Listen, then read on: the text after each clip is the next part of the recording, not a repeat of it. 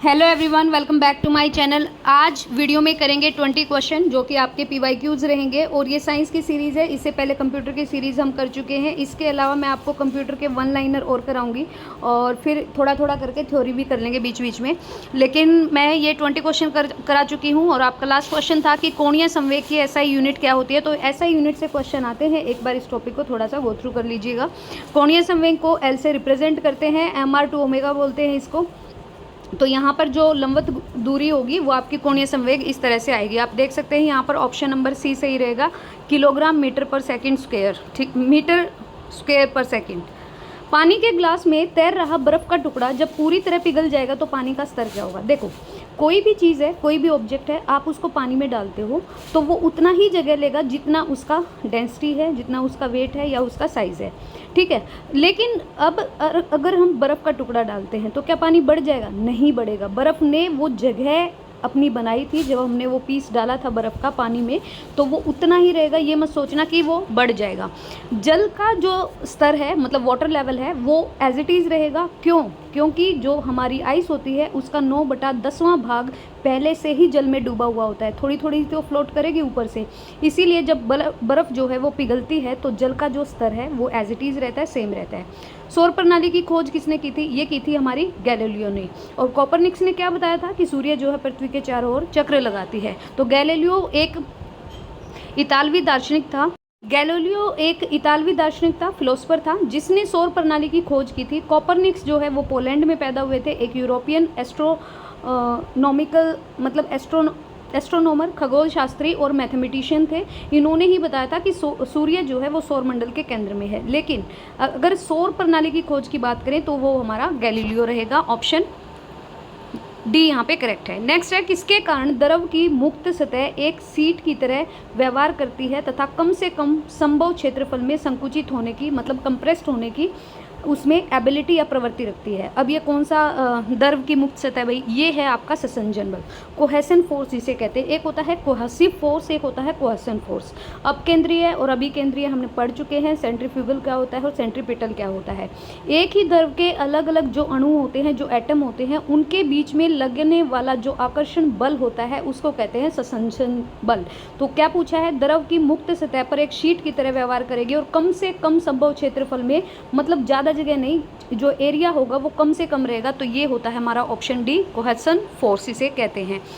तनाव जो है वो ससंजन बल के कारण ही होता है, जबकि जो हमारा केशिकत्व होता है वो ससंजन और असंजन दोनों के कारण होता है। तो ध्यान रखिएगा, जो हमारा टेंशन होता है, तनाव जो होता है, जिसे मतलब सरफेस टेंशन तो अलग हो गया, सतह का तनाव, टेंशन जो है वो कोहेसिव फोर्स के कारण होगा, जबकि जो हमारी कैपिलरी होती है, केशिका तत्व जिसे कहते हैं, वो दोनों ही असंजन और ससंजन दोनों के कारण होता है। द्रव सभी दिशाओं में बराबर मात्रा में दबाव प्रसारित करते हैं। मतलब कोई भी लिक्विड है, कोई भी मटेरियल है, तो वो इक्वली जो क्वांटिटी है उसमें दबाव को डालेंगे। ये क्या कहलाता है? ये होता है हमारा पास्कल का नियम, लॉ ऑफ पास्कल।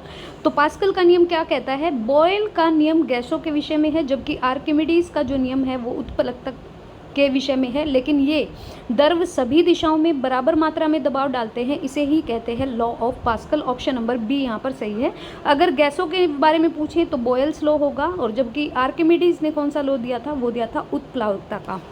बार किसकी इकाई होती है? तो ये हम सभी को पता भी है, ये होती है हमारी जो एटमॉस्फेरिक प्रेशर होता है उसकी, वायुमंडलीय दाब की।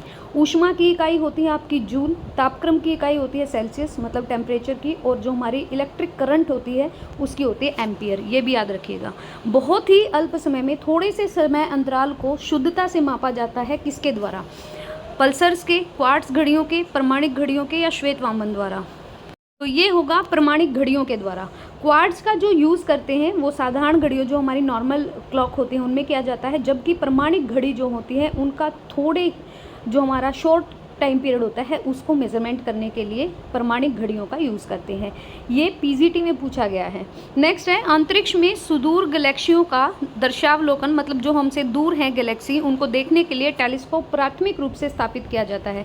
क्या देखते हो आप टेलीस्कोप से? अवलोकन दृश्य को निकट लाने के लिए, पृथ्वी के वायुमंडल में प्रकाश और अन्य विकिरणों के अवशोषण से बचने के लिए, पृथ्वी के आबादी वाले क्षेत्रों से प्रकाश के प्रदूषण से बचने के लिए। तो प्रदूषण का तो सवाल ही नहीं है। ये क्वेश्चन है पृथ्वी के एटमॉस्फेयर में जो हमारी लाइट है और और जो और रेज हैं उनका अवशोषण ना हो, ये उससे बचने के लिए है। पृथ्वी के वायुमंडल में प्रकाश और अन्य विकिरण के अवशोषण से बचने के लिए हम क्या करते हैं, टेलीस्कोप का यूज़ करते हैं, जो हमारी सुदूर मतलब जो डिस्टेंट जो हमारी गैलेक्सीज हैं उनको देखने के लिए। जब दूध से मलाई अलग की जाती है तो क्या होगा, दूध का घनत्व बढ़ेगा, कम रहेगा, इतना ही रहेगा या ज़्यादा गाढ़ा हो जाएगा। अब दूध में से मलाई निकाल ली है तो उसकी जो डेंसिटी है दूध की वो बढ़ जाएगी।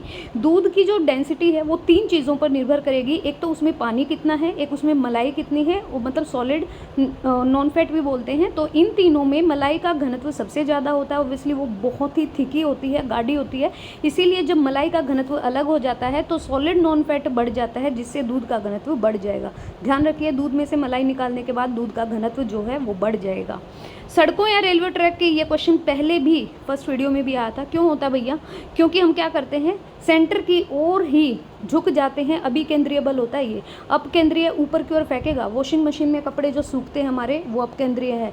दूध में से मक्खन निकलता है वो एक जगह इकट्ठा हो जाए, अप केंद्रीय है। लेकिन अभी केंद्रीय रेलवे ट्रैक और सड़कों के जो मोड़ होते हैं वो अभी केंद्रीय बल के कारण होते हैं। सड़कों और रेलवे ट्रैक पर ढलान होना ज़रूरी होता है। क्यों, क्योंकि ये हमें अभी केंद्रीय बल प्रदान करने हेतु दिया जाता है, ताकि ये बल किसी भी जो ऑब्जेक्ट है, जो ट्रैफिक व्हीकल है, उस पर लगे अपकेंद्रीय बल को निष्क्रिय कर सके। अपकेंद्रीय अदरवाइज मोड़ आएगा, आपने सीधी चला रही तो गाड़ी उछल जाएगी। अभी केंद्रीय वो उसकी तरफ झुक जाएगी। अन्य उदाहरण हो सकते हैं, जैसे आपने मौत का कुआं देखा होगा, अगर सर्कस वर्कस देखा होगा तो मौत का खेल, वो कुएं में बाइक घूमती रहती है तो वो सेंटर पे क्या करती है, सेंटर की तरफ फोकस करती है। सो वी कैन से अभी केंद्रीय बल, सेंट्रीपिटल फोर्स। भूतल पर मौसम गुब्बारा पूर्णतः फूला हुआ नहीं होता। क्यों, यदि गुब्बारा पूरी तरह से फूल जाए तो आंधी में नहीं टिकेगा। गुब्बारे के भीतर की वायु ऊपर फटने के साथ फैलेगी और ये फट जाएगा। पूरी तरह फुलाया जाए तो ये बाहरी दबाव को सहन नहीं कर पाएगा, या फिर इनमें से कोई नहीं, क्योंकि गुब्बारे के भीतर की जो वायु है, जो आपने उसको फुलाया है, वो फैलने लगेगी, एटमॉस्फेयर के साथ रिएक्शन करेगी और फट जाएगी। कैसे, अंग्रेज भौतिकी वैज्ञानिक जॉन जेफरी 1785 में सबसे पहले मौसम जो हमारे सीजनल गुब्बारे के प्रयोग का श्रेय इनको जाता है। इस गुब्बारे में या तो हाइड्रोजन भरी जाती है या तो हीलियम भरी जाती है, और आप सभी को पता है कि हाइड्रोजन तो रिएक्शन करती है, तो यहाँ पर हीलियम तो हल्की होती है, इसीलिए ऊपर की तरफ उड़ जाता है गुब्बारा। तो अगर हम ज़्यादा ही फुला देंगे तो जो भीतर की वायु है ना, जो हवा है, वो ऊपर उठने के साथ फैलने लगेगी और फट सकता है। नेक्स्ट है दूध के घनत्व को तो लैक्टोमीटर में मापते हैं। दूध दही कुछ भी आ जाए, लैक्टोमीटर लगाना है आपको। और ये आपको पता है कि जो हमारी आर्द्रता होती है, ह्यूमिडिटी के लिए वो आर्द्रता मापी होता है, हाइग्रोमीटर भी बोलते हैं। और जल के घनत्व के लिए हाइड्रोमीटर होता है, बैरोमीटर आपके प्रेशर को मापने की इकाई होती है। तो यहाँ से पढ़ लीजिए, हाइड्रोमीटर क्या होता है, जो हमारा आपेक्षिक घनत्व होता है उसको मापने के लिए, बैरोमीटर वायु में दाब को मापने के लिए, और जो हमारा हाइग्रोमीटर या आर्द्रता मापी कोई भी आ जाए तो ये आर्द्रता मापने के लिए कि हमारे एटमॉस्फेयर में कितनी ह्यूमिडिटी है। पानी का घनत्व केरोसिन के घनत्व से अधिक है, इन दोनों को मिलाया जाए तो क्या होगा, क्योंकि पानी का घनत्व ज़्यादा है तो केरोसिन का कम है। कम घनत्व वाली जो चीज़ है वो ऊपर तैरती हैं, लाइक पेट्रोल हो गया, केरोसिन ऑयल हो गया, तो पानी थिकर होता है इनकी बजाय, ठीक है, इनकी बजाय। तो पानी के ऊपर ये क्या करेंगे, घुलेगा नहीं भाई, केरोसिन नहीं घुलेगा। कोई भी तेल है, सिर में लगाने वाला भी तेल निकाल लेना, तो केरोसिन जो है वो पानी पर फ्लोट करेगा। केरोसिन हो गया, पेट्रोल हो गया, और भी बहुत सारे मटेरियलिस्टिक जो हमारे सब्सटेंस हैं वो जल के घनत्व से कम डेंसिटी होती है, इसीलिए जल पे फ्लोट करते हैं, लाइक पेट्रोल है, डीजल है, केरोसिन है। तो इन पर लगी आग पर जल द्वारा काबू नहीं पाया जाता। अब सुनो मेरी बात, पेट्रोल या डीजल के द्वारा आग लगी, आप पानी छिड़का रहे हो तो वो पानी का घनत्व ज़्यादा है, उससे वो और ज़्यादा फैल जाएगी, काबू में नहीं आएगी। इसीलिए उसको कार्बन डाइऑक्साइड, या फिर जैसे ही कहते हैं ना कि भाई अगर कोई जल जाता है तो उसको कंबल डाल दो, ठीक है, ताकि ऑक्सीजन का परिवहन ना हो सके। ऑक्सीजन से ये रिएक्ट करेंगे, और हमारे एटमॉस्फेयर में ऑक्सीजन होती है। कैल्शियम जल की सतह पर तैरता है, क्यों, कैल्शियम जल से हल्का है, जो चीज़ हल्की होगी वो तैरेगी। कैल्शियम के सतह पर हाइड्रोजन के बुलबुले होते हैं।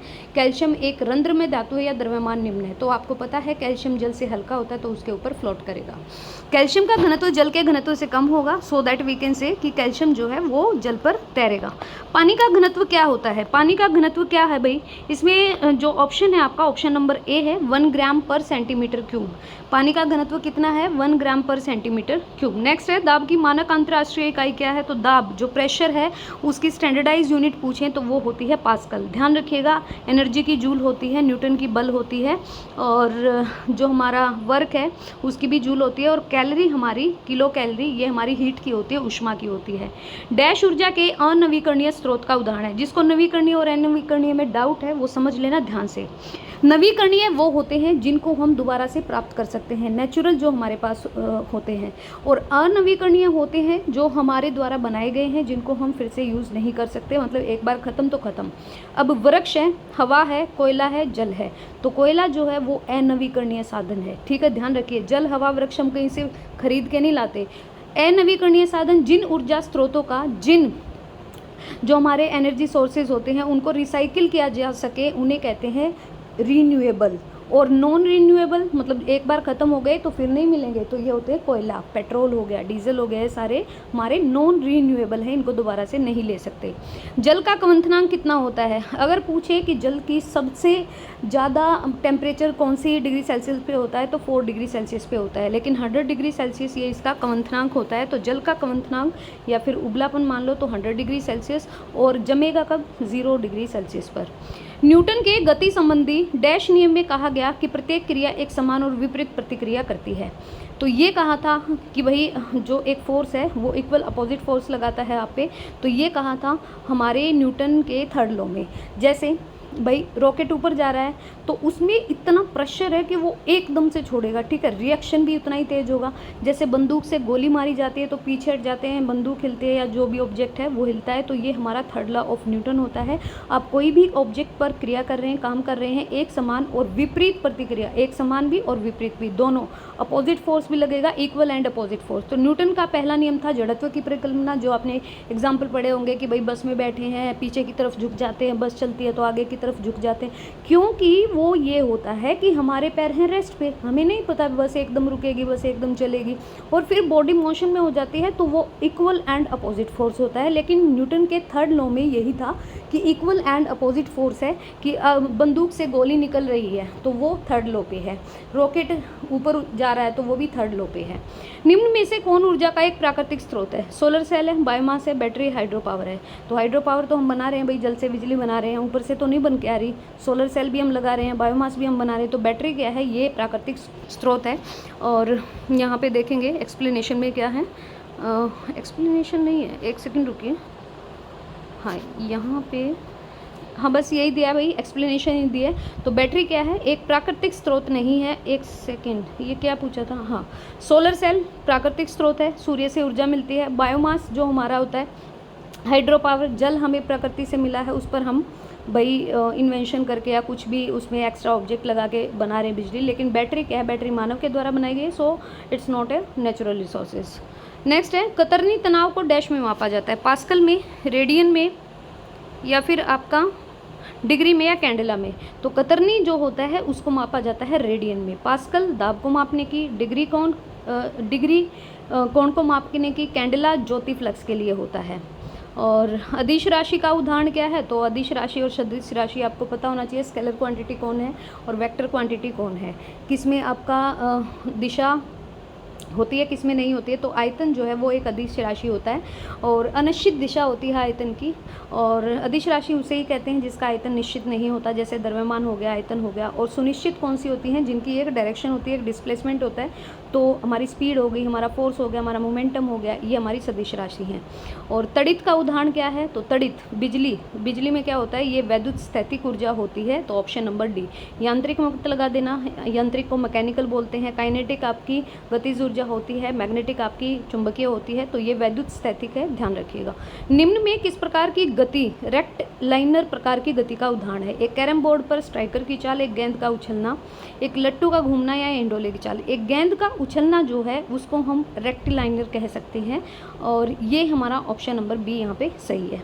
सूर्य की बाह्यतम परत क्या कहलाती है? तो सूर्य की सबसे आउटर मोस्ट जो सेल होती है या लेयर कह लो, तो इसी को कहते हैं कोरोना, ठीक है। बाकी आपके एटमॉस्फेयर की है, नेक्स्ट हम करेंगे नेक्स्ट वीडियो में, अभी नहीं करेंगे। तो मैं आपको यहाँ पे 45 से स्टार्ट करूँगी नेक्स्ट वीडियो। ये पढ़ लीजिए क्या लिखा है। वर्णमंडल सूर्य में उत्क्रमण मंडल से 11,200 किलोमीटर तक फैला है।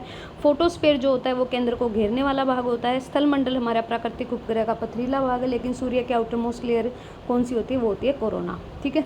सो अगर आपको पसंद आए वीडियो, ज़्यादा एक्सप्लेनेशन नहीं है, एक्सप्लेनेशन वाले भी मैं MCQs देखूंगी अगर होंगे तो, वरना ये वन लाइनर ही लगा के चलो। लेकिन ये PYQs हैं साइंस के, और जो जो चैप्टर में आपको प्रॉब्लम है 9th-10th की ज़रूर पढ़ लेना एक बार। साइंस काफ़ी इंपॉर्टेंट चैप्टर है, वहीं से क्वेश्चन आते हैं। So thank you so much guys, thank you for watching.